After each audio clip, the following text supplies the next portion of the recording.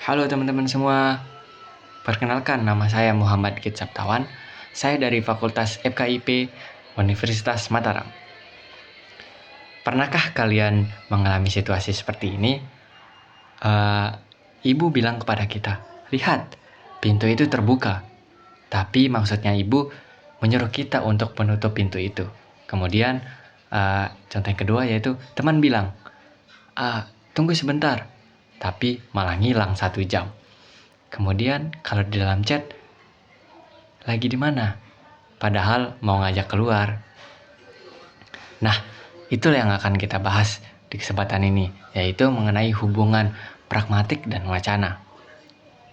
Sebelumnya kita akan mulai dari pragmatik. Apa itu pragmatik? Pragmatik adalah cabang ilmu linguistik yang mempelajari makna dapat dipengaruhi oleh konteksnya. Maksudnya begini teman-teman, makna tidak hanya ditentukan oleh kata-kata yang berbicara atau kata-kata yang diucapkan, tetapi juga oleh siapa yang berbicara, kepada siapa, di mana, kapan, dan dalam situasi apa. Saya akan memberikan contoh sederhana teman-teman. Misalnya, si Adit sedang dalam ruangan yang panas. Si Adit berkata, panas ya hari ini. Kemudian, kita mengetahui arti literalnya yang dikatakan oleh Adit, yaitu Adit sedang memberitahu kita tentang cuaca sedang panas hari ini. Tapi arti pragmatiknya adalah Adit meminta untuk dinyalakan AC atau kipas yang mungkin ada di dalam ruangan tersebut. Nah, ada 3 aspek yang dikaji dari pragmatik ini teman-teman, yaitu bagaimana makna dipengaruhi oleh konteks, kemudian yang kedua bagaimana penutur menyampaikan lebih banyak informasi dibandingkan disampaikan secara eksplisit. Kemudian yang ketiga, yaitu bagaimana latar belakang pengetahuan dapat mempengaruhi interpretasi. Saya akan memberikan contoh dari ketiga aspek tersebut, teman-teman. Yaitu, dalam situasi, ada sepasang suami istri yang sedang melaju di dalam mobil. Kemudian istrinya berkata, lampunya sudah merah. Nah, kita mengetahui secara literal, istri hanya memberitahu bahwa lampu sedang merah. Namun, dalam konteks pragmatik, yaitu terdapat pengaruh konteksnya, karena diucapkan di dalam mobil yang sedang melaju atau bergerak mendekati lampu merah. Kalimat ini bukan hanya sekedar informasi, tetapi juga sebuah peringatan. Yang kedua, terdapat informasi implisit. Istri sebenarnya menyampaikan pesan, tolong berhenti karena lampu merah, tanpa harus mengatakan secara eksplisit. Kemudian yang ketiga, terdapat pengetahuan bersama antara suami dan istri, yaitu suami memahami pesan tersirat ini karena pengetahuan bersama tentang aturan lalu lintas dan pola komunikasi dengan istrinya, tanpa perlu penjelasan lebih lanjut. Begitulah cara kerjanya pragmatik, teman-teman. Kemudian kita akan membahas wacana. Apa itu wacana? Wacana adalah satuan bahasa yang lebih tinggi dari kalimat atau lebih besar dari kalimat, yang dapat berupa percakapan, teks, atau komunikasi lainnya. Wacana dapat berupa lisan atau tulisan dan dapat memiliki struktur dan tujuan yang berbeda-beda. Terdapat konsep utama dalam wacana, teman-teman. Yang pertama yaitu kohesi, kepaduan bentuk, baik dalam bentuk gramatikal dan leksikal. Contohnya, penggunaan kata ganti dan pengulangan kata. Yang kedua, koherensi, kepaduan makna dan hubungan kalimat. Yang ketiga, konteks. Konteks ini terdapat dalam situasi, budaya, dan pengetahuan bersama. Saya akan memberikan contoh wacana, teman-teman. Yaitu, Pak Agus minta izin buang air kecil di belakang. Setelah itu, ia kembali dengan wajah yang segar. Nah, kalimat tersebut membentuk satu kesatuan makna yang utuh dan koheren sebagai bagian dari wacana percakapan sehari-hari. Baik, jadi hubungan antara pragmatik dan wacana adalah bagaimana makna tercipta dalam percakapan atau teks yang utuh. Saya akan memberikan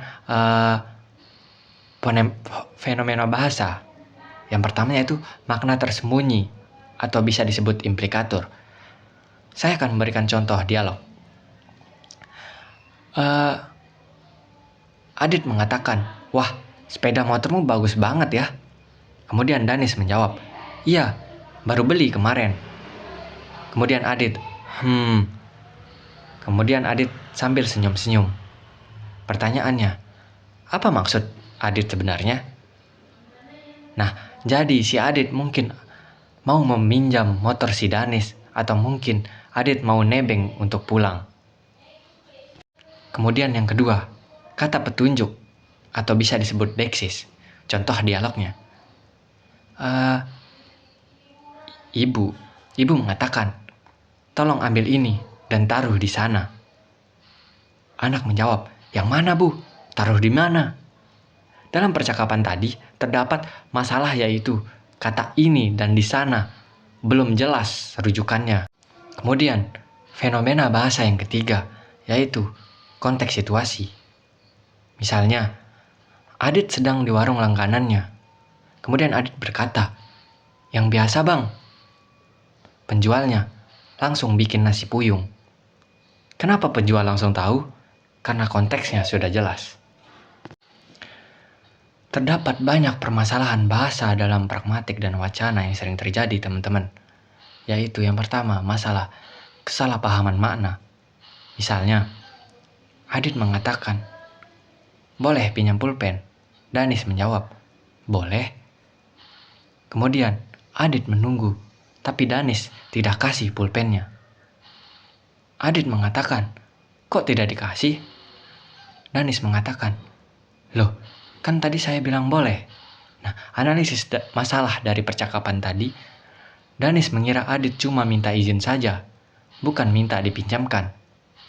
Nah, saya akan memberikan solusi dari masalah tadi, teman-teman. Yaitu komunikasi langsung dan secara jelas. Misalnya, dalam dialog, Adit mengatakan, "Tolong pinjamkan pulpenmu sekarang, saya ingin menggunakannya untuk mencatat." Respon Danis, langsung memberikan pulpen ke Adit. Nah, di sana Danis langsung mengerti dengan apa yang dimaksudkan Adit, karena Adit menggunakan komunikasi langsung dan secara jelas. Kemudian teman-teman, masalah yang kedua, yaitu rujukan yang tidak jelas. Contohnya, dalam grup WhatsApp kelas, ketua kelas mengatakan, "Teman-teman, jangan lupa untuk mengumpulkan tugas ini besok." Respon teman-teman di dalam grup, "Tugas apa? Yang mana?" Kemudian, analisis masalah dari percakapan tadi, kata ini tidak merujuk pada tugas yang spesifik atau masih ambigu.